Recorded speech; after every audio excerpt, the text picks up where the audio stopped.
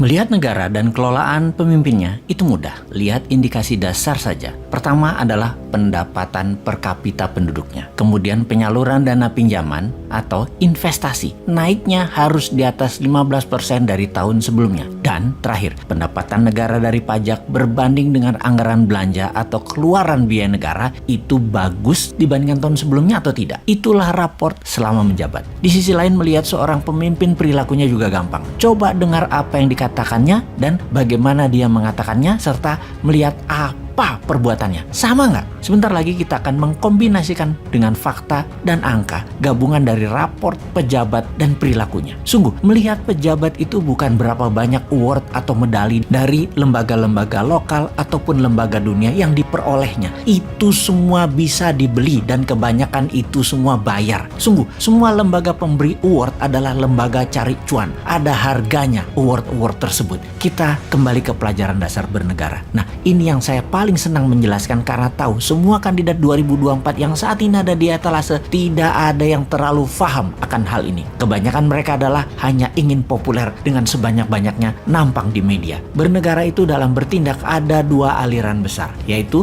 liberal dan di sisi seberangnya ada yang namanya konservatif. Konservatif itu lebih compassionate. Gak tak terjemahin ya. Sekali gitu loh. Biar pada nengok Wikipedia. Oke, kita lanjut. Sementara liberal lebih memilih safety atau security. Kaum konservatif biasanya sangat peduli dengan social safety net atau jaring pengaman sosial. Atau gini deh.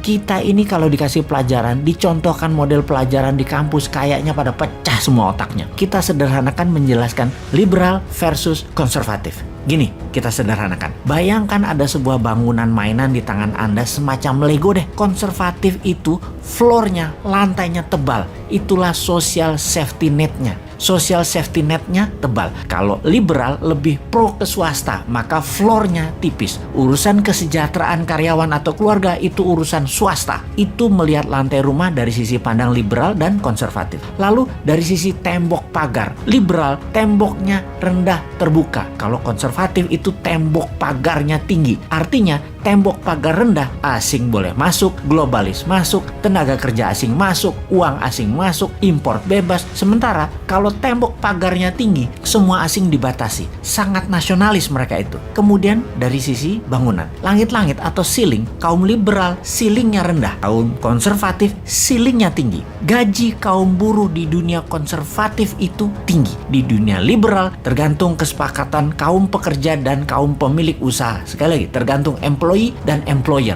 Saat ini Indonesia ceilingnya tinggi diatur negara, tembok pagarnya rendah, lantainya tebal awalnya tapi sekarang mulai menipis. Tembok pagar sangat rendah karena asing masuk di semua lini, mulai dari orang asing, teknologi asing hingga hutang asing. Lantai menipis karena jaring pengaman sosial seperti biaya pendidikan, kesehatan yang ditanggung oleh negara sekarang mulai tipis duitnya. BPJS itu banyak buat rumah sakit merugi. Itu misalnya. Ketika Newman nanti mendapat mandat, maka ceilingnya akan adil. Swasta dan negara saling melengkapi, pastinya tinggi. Lantai rumah super tebal dengan pupuk gratis, bunga 0%, printing money untuk UKM, great supply terutama UKM yang ekspor. Tembok pagar tinggi sedikit, asing tidak masuk terutama yang akan mengambil sumber daya alam. Tenaga kerja asing hanya yang untuk transfer knowledge dan hal-hal yang asing hanya untuk hal yang produktif seperti ilmu pengetahuan asing yang tinggi itu boleh masuk. Namun tenaga buruh rendahan, hutang konsumtif pasti tidak boleh masuk. Tembok pagar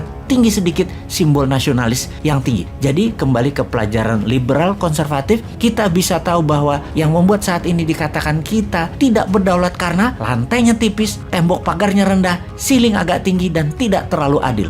Ubah yuk ke new mind. UKM berdaulat, rakyat diberi rumah dengan lantai tebal, tembok pagar agak tinggi, ceiling agak tinggi dan adil. Itulah redistribusi kemakmuran ala new mind.